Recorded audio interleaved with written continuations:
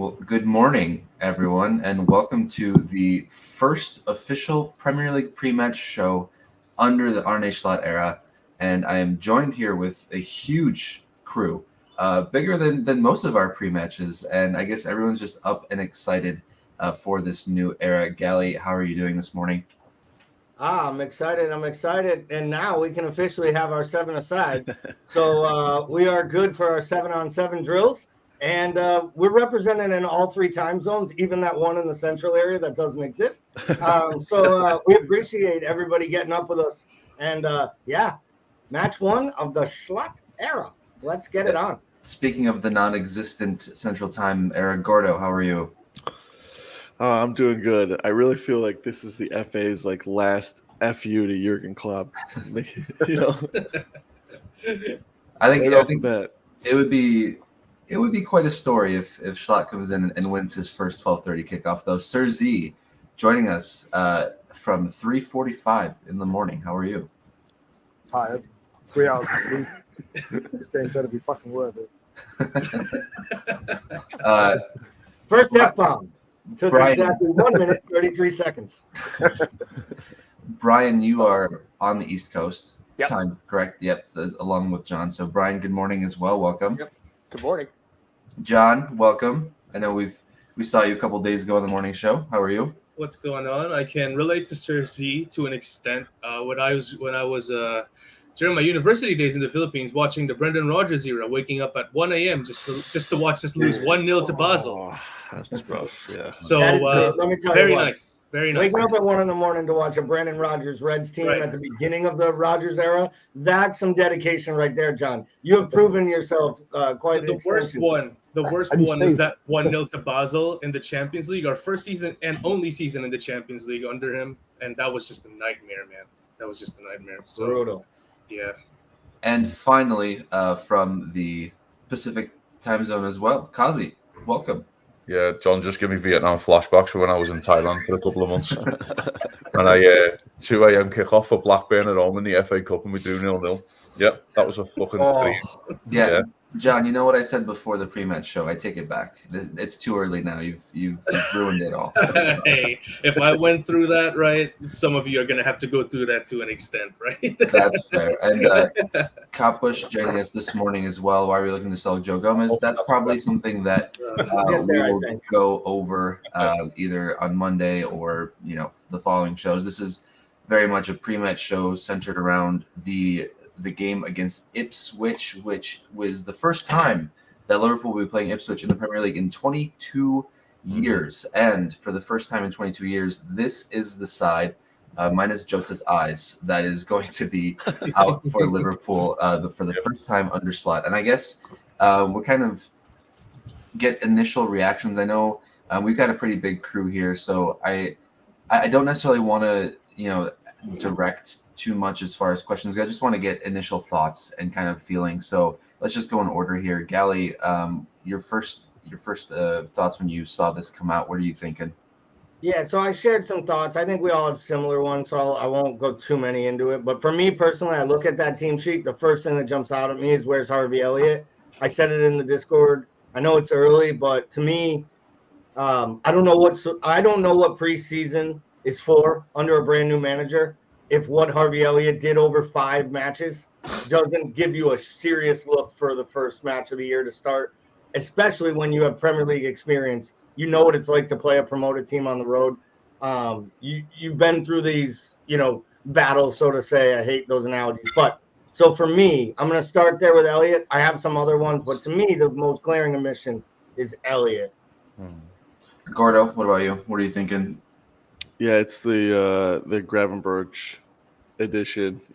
I know that John. I'm sorry, John. And we kind of talked about this on the Wednesday show, but just the attitude.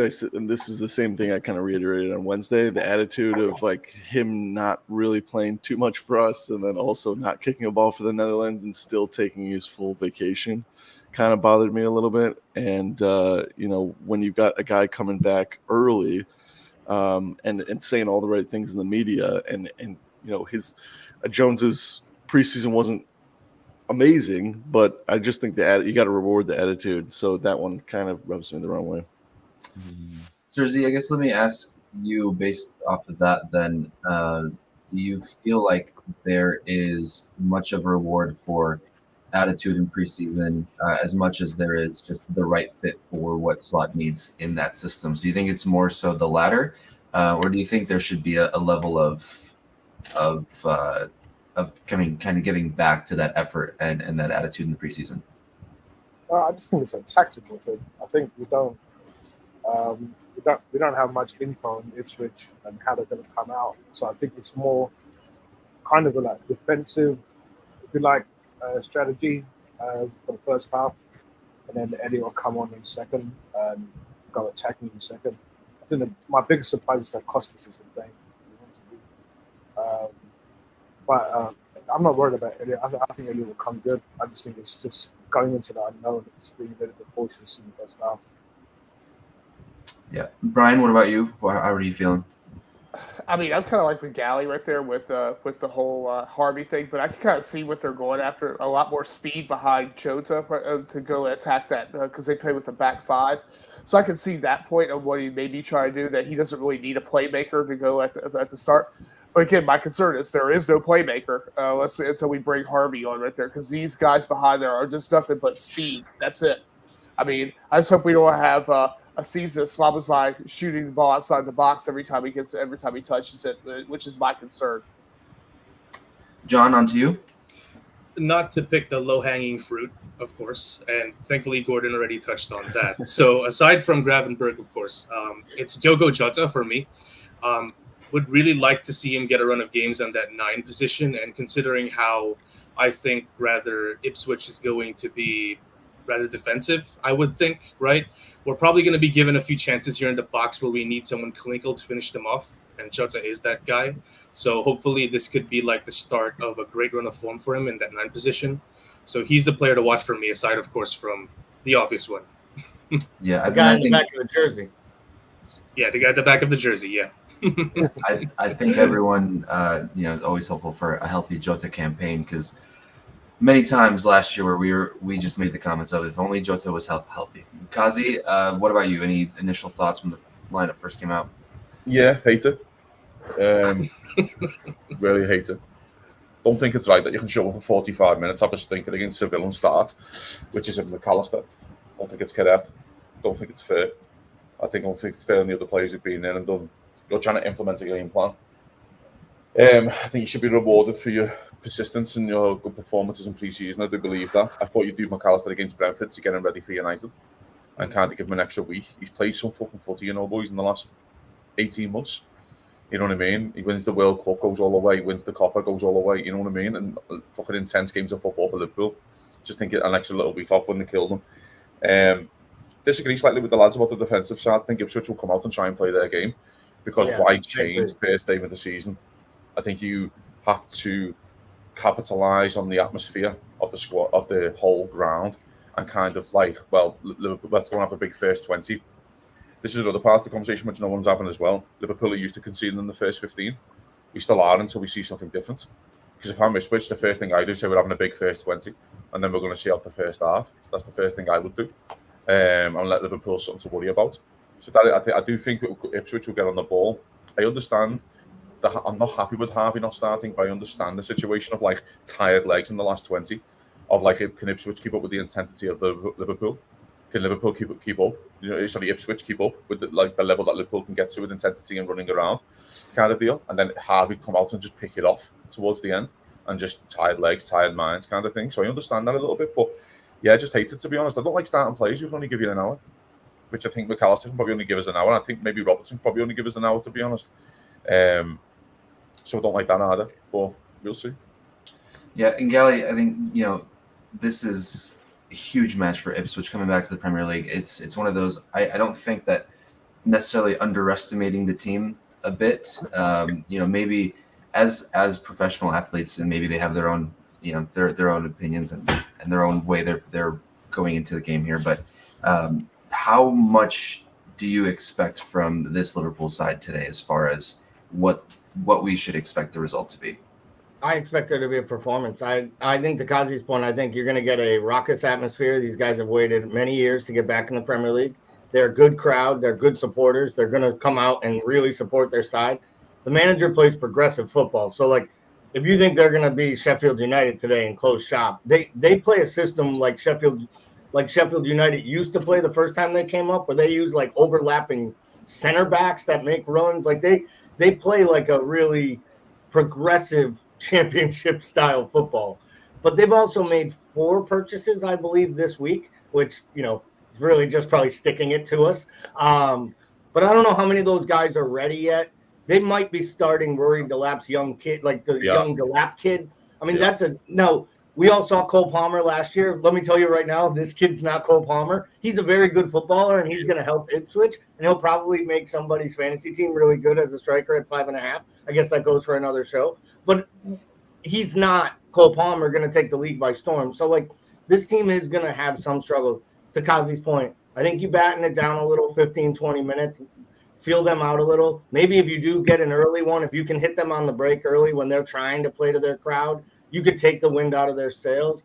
I expect Liverpool to put in a professional shift today. I expect them to break the snide of new managers and secure 3 points. But I think it's all about the performance. I think the manager so far has shown you he coaches to the little details and wants performances. He's got a lot of pep out of him. I feel like he's going to go to the podium after a 4-0 win and absolutely rip the team. And then someday after a 1-0 loss, going to tell you it's one of the best performances he's ever seen his side put in. And just the type of manager he appears to be. Anand joining us. Obviously, some comments before. Man of the match today, Sobo, and stadium already almost full. Home fans watching the team warm up and supporting. So nice to see. Gordo, I know Gally touched on the tactical side a bit. Obviously here on SofaScore, we're not quite sure if this is exactly how we're going to line up. I guess we're still kind of feeling out what the system is going to look like. But based off what you see here, given aside, the players that weren't chosen, as far as the players that are chosen for the specific where they are, how do you feel about it? Well, Gally's right. I mean, Ipswich is going to come at us. They scored 101 goals or 102 goals in League One and 92 goals last year in the championship. So this is a side that likes to attack and they like to score their goals. They might not win all their games. It kind of reminds me of like the Brendan Rodgers, where just try and outscore the opponents. And so the players that we've chosen are kind of all attack minded. So I think that if it is that double pivot in the back there, they really have to. Like, one guy does have to stay back, because that's my biggest fear is if you have 2 offensive-minded sixes, for lack of a better term, because they're not really going to play a traditional 6 role here, that both of them get caught out of position. So I'm really hoping. But I think we saw in preseason a little too that the formation kind of shifted when we had the ball and when we didn't have the ball. And when we did have the ball, Trent kind of would float into that middle position and allow all the midfielders to kind of push up. And then when we didn't have the ball, it kind of shifted back and everyone fell through. So hopefully we can stop those quick breaks, because I think that's what Ipswich are going to count on. Serzi, who are you looking at this game most important for this club? Is there someone that's going to be sticking on your mind to watch? Most important, it'll be McAllister, Salah, but I think we want to watch it definitely Gravenberch. I really hope he doesn't try and like play it out from the back and just like run around that ball and end up losing it in something vulnerable. So I think he's the one to watch in that sense. But in terms of being the most important, I think McAllister could probably dictate the game more. But I agree with Kazi as well. Like, he's played so many games, and we look at Rodri, he's not even in the Manchester City squad. McAllister we saw last year when he played for Argentina and then played against Wolves, and he was just atrocious. So to that point, I think it's a risk playing McAllister in this game, but that's why Slot's a new manager and then not, I guess. I guess, Brian, to the McAllister point, if he says and if he feels like he is ready to go, and he tells the manager, look, I know I've played a lot of football, but I'm good to go. Do you think that's enough? I mean, I guess you have to be a manager and stand up and say, hey, maybe it's not enough right there. Maybe you need to have a little bit of that time. It's kind of like what Kazi was saying right there. He's got a lot of football in him in the past like 2 years. I mean, to a point right there, we have to look toward the future of how he's going to be able to hold himself up, especially with the rigors of playing this more Champions League matches this year. I mean, so it's a lot to go through to reserve him. Especially he just came back like 2 weeks ago. So I'm not really that big of a fan of having Maka go in there. And I agree with what Kasi said. We have a lot of players who can only get like maybe 45, 60 minutes on their legs. And that's about as much you're going to get out on this side, that they haven't really gone through the rigors of preseason. So, yeah, I mean, I would have to go there and tell McAllister right there, hey, I don't mind bringing you on in the second half right there, but I want you to work. I want you to work toward your fitness level, because I fear injuries happening right there when you play players that aren't completely ready. Yeah, John, do you share the same sentiments you think there? Yeah, I'm actually surprised that he went with him, considering how many preseason games did he have under his belt? He's had 45 minutes against 45 minutes, exactly. If this was a Jurgen Klopp team, no chance. Absolutely no chance, I feel, where he brings back a guy who has seen that limited game time as much. So it's a mystery, but then at the same time, the flip side, he can also be the key for us to unlocking a defense or picking out the right pass in a moment of transition. So it's a double-edged sword, right? And let's see if the manager's gamble pays off, which sincerely hoping, because if we lose Maka to injury, first game of the season, it would just be so Liverpool as well. But then at the same time, it's like the least surprising thing ever, considering everything that we said. So there's a part that we are right when having this chat with McAllister. Is that how does Curtis Jones feel today? Like that's where I would be. How do you feel? You've come back early, put your grind in. Gravenberch comes back late, still gets the start over you, and then the other guy who's played so much footy, he's only been back 2 weeks, barely played 8 to 10 training sessions. As a stinker let's get it right, a stinker for 45 minutes against Seville, which is, by the way, it's preseason friendly. I don't care, but then still starts over you. I just feel like there's a precedent that you have to set. Sometimes I used to think this all the time with Klopp. There has to be a reward for hard work. There has to be a reward for good play, where you have to get him a start somewhere. And then towards the end of last season, that Klopp came out in an interview and said, I wish I started Harvey Elliott more, because he deserved to start more because he was coming off the bench and winning his football matches. Do you know what I mean? I just feel like, I don't know, man, it does really hate you sometimes when you can go in, you can work really hard, you can play really well, and you still don't get a start. It's just, it's frustrating. But I know we're kind of picking out players you kind of want to look out for, and we're always going to concentrate on the midfield. I want to see Kwanzaa today a little bit. I think he's been really good in pre-season, but I think you have to win your battle here, because that Delap's a bit of a unit. He's a bit of a big lad on this line, and he's gonna stand on you. Because let's get it right, if we're all young strikers and we're gonna go out and play today, you want to go and get stand on Kwanzaa and not Van Dijk. And he's going to try and bully you, and he's going to try and win every header, and he's going to try and outmuscle you. And I really want to see him win his battle there. Just win your battle today. I'm not expecting you to, take him all over the park, but just win your battles, win every fucking first ball, win your headers, and, make sure the kid knows he's in a battle as well. Don't let him bully you on the first day, kind of deal. So I'm really hoping that's his way. The last thing I want to say on the game, I think, for Ipswich at least, you kind of take a 2-1 defeat in a weird way, but you'd also take a 2-1 defeat if you get 42% of the ball. Do you know what I mean? I think you don't want to take a 2-1 defeat when you get 25% of the ball. You know what I'm saying? It's like you really want to come out and go, we're unlucky there. We really got on the ball. We played our stuff, kind of deal. And that's what you can sell yourself if you're Kieran McKenna. Again, they do play progressive attacking football. They remind me, someone said Brendan Rodgers before. It's like their Swansea team when they came up. When they're like Brendan's Swansea team was a really good side, and they had good football players in there, you know what I mean? And who they're playing right back, Twan Zabi, was at United. He's a really good player. He's a strong, big unit of a lad. So Diaz is going to be in a bit of a battle as well. So it's going to be interesting, man. I'm excited for it. It's going to be interesting. Ryan joining us this morning. Good morning, fellas. Anything happening this morning? We're all still waking up. I think that's where we're at. Anon also mentioning that Arne, I think I missed this quote in the pressures that he's had, but I apologize for missing it. But Nunez is the greatest ever. I'm blessed he's on my team. He's going to prove Kazi wrong. And then he's asking, why is Ed Sheeran on the pitch? And that's because he is the main sponsor behind Ipswich. He's also now a part owner. He bought the club yesterday. Some of the club. So, so you're going to see a lot more Ed Sheeran in the Premier League, Anon. So hopefully you're a fan. Gally, I guess... I was gonna say. It seems like Anana's thinking out loud. There we are. But honestly, is that much different than any other time that he's in Discord up at 3 a.m. hawking suits or fragrances or anything else that's going on? I mean, Anand is always thinking, and there's always a stream of conscious. I feel like if the little bubbles showed you everything in Anand's head that was going on all the time, it would just keep expanding to the point where it was basically a storm like Debbie. Yes. Yeah. Oh, please don't bring up Debbie. Oh, that's Yeah, too soon. Debbie literally just gave 2 flashbacks or flash floods. Nice. So I guess Really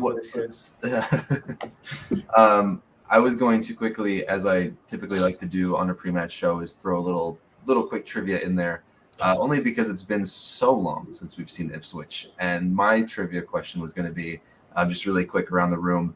What was the last Premier League result against Ipswich Town? I'm not even going to ask you whether it was home or away. Kazi, let Kazi give the answer because he knows it.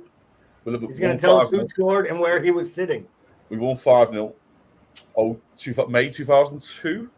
Yeah, 22 years ago. Yeah. May 11th, 2002, 5-0. If you can get the goal scores, I'm going to dropship you like $100 or something. 2. You've got to say Owen got 2, haven't you? You've got to say Michael Owen has 2, surely.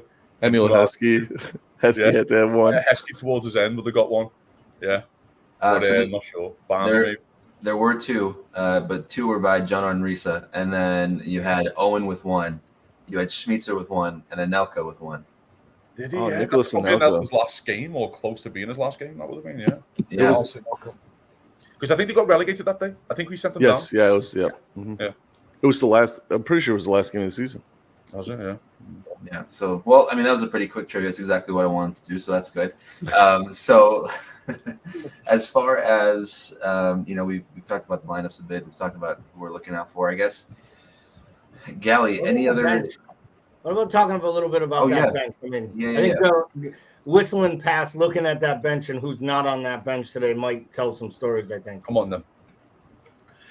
It's a bit brave from Liverpool to put Alexander Arnold and Kwanzaa up front, but here we are. I am so sick and tired of these lineup releases. Absolutely. It started the first game. It was one of those Carabao Cup games where they didn't know where the hell the kids were playing because they didn't even know who the hell the kids were, and they were like, "All right, I guess we're gonna have to do a number order because I don't know if these guys are defenders or offense."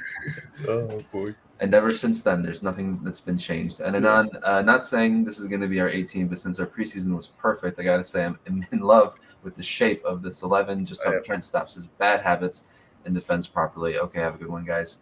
That is more Ed Sheeran puns than I've heard in a few years. Yeah, I was just going to say, it wasn't until I realized what the capitals were for, because I'm not an Ed Sheeran fan, and then I remembered that there was like some stupid shape of you that would get stuck in my head listening to some terrible pop channel in Kelly's car. Yes, now I remember. Thank you for ruining my day. Well, the day's only going to get better in about 20 minutes, Gally. Give it a couple of hours, fell on the Reds will ruin your day. Don't worry about it. Well, I will say, isn't it wonderful to have this thing back where a bunch of grown men playing a game that I couldn't play well enough to get past like group level high school now effectively get to determine my emotional mindset for the next 11 months. The 9 months they play and the 2 months that I bitch until the 1 month they get ready to play where I just bitch. It's fun. It's a full year kind of job. So yeah, Gally, you brought up the subs. Gomez, the glaring omission in that list. Obviously news coming out looking for a transfer. I know I don't want to get too deep into that specific area as that is something we can cover in other shows, but yeah, kind of an interesting decision because I feel like there was still room for him in this list. Yeah, I don't understand it a little bit. And I mean, even to Kazi's point, we haven't seen much football played by Konate, and what we've seen has not been good by any means. So the idea that he's your next center back up, obviously we understand why you're wrapping Sepp up right now in wool and you're not sending him out there to possibly be injured if you're potentially going to transfer him out. The idea that Gomez did not travel with the team to Ipswich makes me know that it's more than just he was told you're not going to be in the side and maybe he has a knock. And this is I'm negotiating to work I'm working in the background to get out. But it also to me probably means he was told it's okay to do that. That's not me criticizing him. I've been saying for 3 years he should be angling for his career to get out. He decided not to stay and win more things. but I think this is the perfect time. There's a need for center backs in the Premier League. There's a need for Premier League proven center backs, which I think he is. And I think if he takes it down a level to Palace, West Ham, even Newcastle is still up, Aston Villa. I do think those are the type of clubs he's looking at. I don't think he's going to Spurs at this point. I think he's going to Villa's the best. Newcastle's probably the second level. And then I do think it's like a Crystal Palace, West Ham type of place where he can start. I don't think he's going to end up at Leicester, and I don't think he's going to end up starting at Southampton. But I do think he's probably just making that move, and it's probably good for both sides. He gets to play, and we're going to pocket 40 to 50 million, and that'll give all the people on Twitter that much more reason to bang on the club, which, it's all we have these days, so we might as well just root for it. Yeah, Gordo, we talked about maybe some disappointment in the starting lineup, but when you look at that list that can come off the bench, there are several names that can definitely change a game. So is there, is it a bit more comforting knowing that you have those options? Would you rather start? I know sometimes you'd rather start with those options, but sometimes it's good to have those names to come off the bench to change a game. Yeah, and you're going to need them first game in the season. Most of the players were on international duty, so you still probably aren't 100% ready for the season, and so you're going to need those guys to come in. So it is a good, strong bench. You've got playmakers that can change a game. You also have players that can shut a game down and kind of hold a lead if we need to, and so that's definitely it's definitely comforting. But we do have a deep team. I mean, even last year we had a deep team, it's great. I think that's one of the biggest things that people are saying, on the fence of, well, I don't think we need anyone else. It'd be okay if we don't sign anybody else. And, I'm not of that camp either. Yeah, but that's fucking too early in the morning for that job. But isn't it funny though? Like, this is like the first season or the first summer in 5 years that I wasn't convinced that Gomez is leaving. Every other year I've been like, Gomez is gone this summer. Gomez is gone this summer. And then this season I'm like, no, don't go. Yeah. And really quick, just wanted to plug the 23 Foundation silent auction that we're doing. There is, Gally, I believe, does it end today or does it end tomorrow? The silent auction and the GoFundMe will be running through today. It will run until the silent auction goes until 8 p.m. Central, so 9 Eastern for those of you who don't recognize Central Time as an active time zone. But at 9 Eastern, that items will stop being up for bid. As you can see, we are looking at quite a few great items still up for bid. I mean, this Jamie Carragher signed Man U 7-0 jersey. The bid is only at $150 right now, so that beauty could still be yours, tormenting some Manchester United supporter who walks in your home. Alexis McAllister's jersey for $250. We have some hoodies. We got a Robertson signed autograph jersey for under $200, as well as the Jota and Hendo ones. I do want to point out some of these jerseys actually have like all of his stats and kind of insignia on it. So they're more than just a signed home kit. Plus we have some prints. It's nice to see some of the smaller items, the bids going up. As Timuchin likes to say, clearly our viewers don't like to read because none of the books have gotten a single bid on them yet, which makes me question whether or not they even know how to read. But I digress because I would put the over-under on this screen of people who have read a book in the last year at probably 3, and I would probably say John's the only one. He read 3 books because he's in grad school compared to the one that none of us read. So, but in all seriousness, we are close. We're really close. We're going to be sharing all day long through our social media channels the links. If you see them on social while you're out there, tag a friend, drag someone over to the page, get a bid in by 8 tonight. The goal was $5,000 all in. Between the GoFundMe, our sponsorship hours that were done during the 24-hour potathon, we're very close. We're close to hitting the goal. And I'm not going to lie. When we set that goal, we all said, like, hey, if we get to 2,500, that'd be really awesome. If we get to $3,000, that'd be even more amazing. If we can smash this $5,000 on our first ever endeavor like this, it would be really awesome. And it would show both the club and the foundation that we're serious over here. So please get in there, bid, give $1, give $5. Whatever you can do. and help take this thing along a lot longer and a lot further along. So So thank you. I'll get off the soapbox so and we can get to our predictions. So if you smash it, you've got to do a 36-hour stream next year. Is that what you're telling me? There will be shifts next year. We'll do 12-hour shifts. We'll make I don't sure know not about 36 hours. Timuchin is determined we're doing 24 hours. Kara's actually volunteered to allow us to do it on site. We did tell them it was 24 hours and that they'd have to leave me and Bickler in a bar. They quickly rescinded the offer. The offer came back as quick as Zubamendi decided his family didn't want to live in Liverpool after he heard what the weather was like in Liverpool. Yeah, so we'll see where that goes. But the plan is we will be doing this again next year with a lot better preparation and probably a little better of the hours. We're going to start a little earlier in the day because those last 6 hours from 9 a.m. to 1 in the afternoon. And by the way, that's only 5 hours or 4 hours, but it felt like 6 to 12. I basically did 6 to 12, like a bid in jail, spending those 24 hours with Bickler and Timuchin in this chair. But we are going to do it again, and next year we're going to raise even more. Hopefully next year we're going to literally look to smash 10 grand, if not bigger, and really get ahead of it. So thank you to everyone. Stay tuned. And, well, if you were hit on the side to sponsor us this year, don't worry. We're going to get you a couple months early next year. It'll be that much harder to tell me no.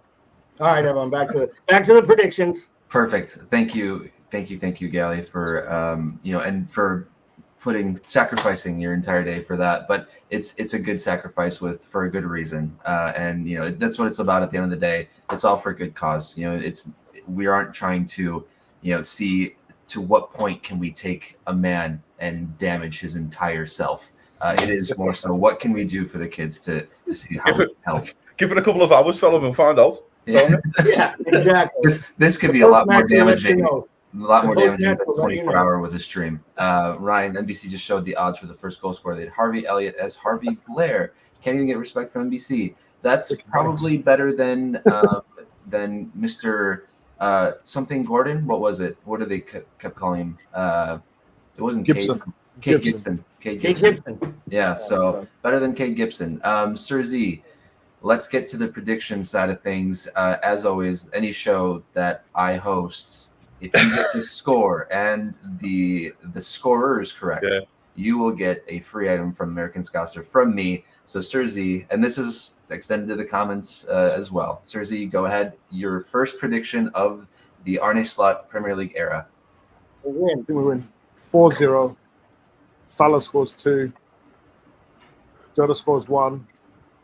And Diaz scores 1. And let me remind everyone, this club has never won its first game under a new manager this century. So, Brian, over to you. I love that stuff. 3. I'm sticking with that 3-1 I said on Thursday night right there. I think that you'll probably get 2 from Diaz, and I think Nunez is going to get 1 in the second half. John? Still going with the special in honor of our glorious leader who isn't here today. So I'm going to go with Salah, Gravenberg, and expected, right? And Nunez off the bench. Okay. Kazi? Yeah, 3-1.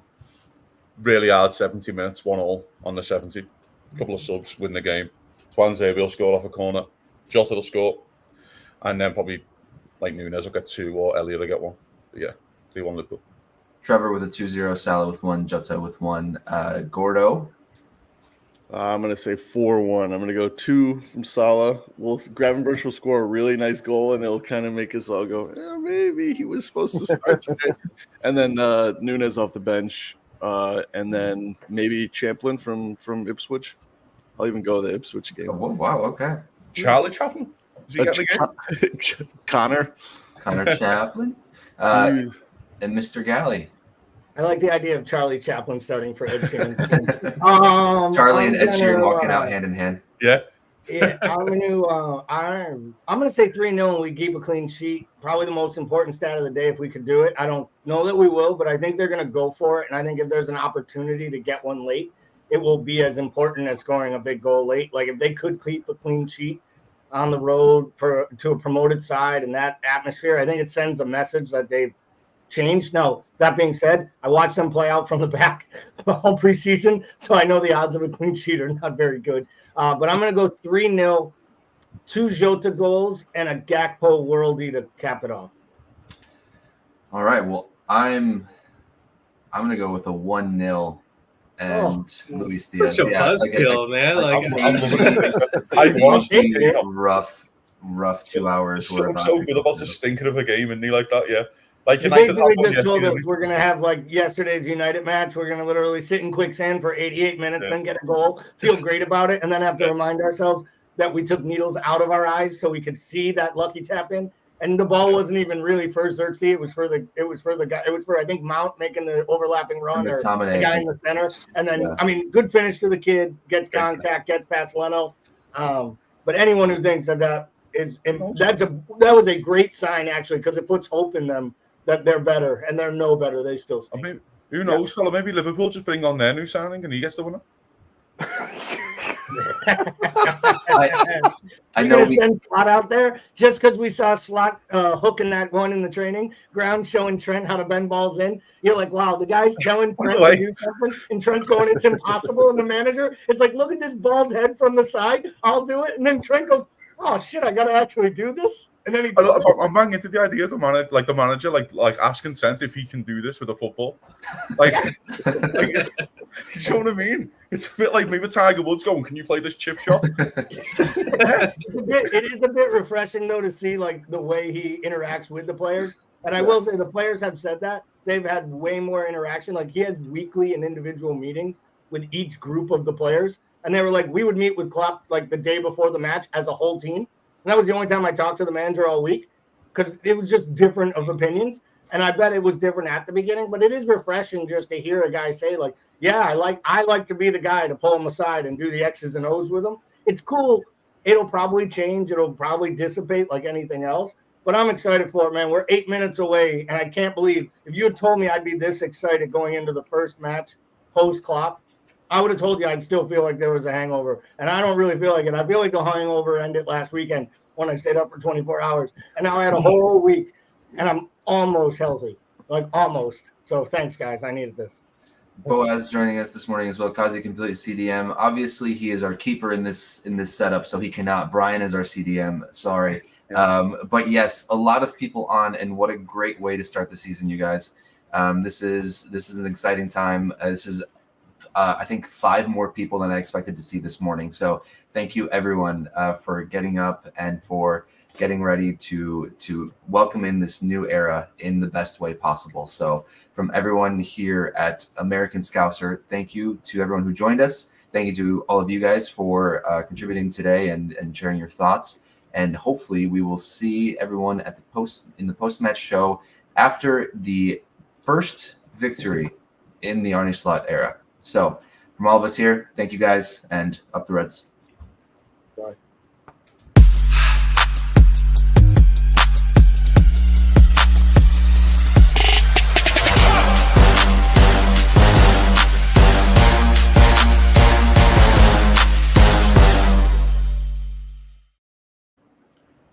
Just kidding. That was the intro to the post-match.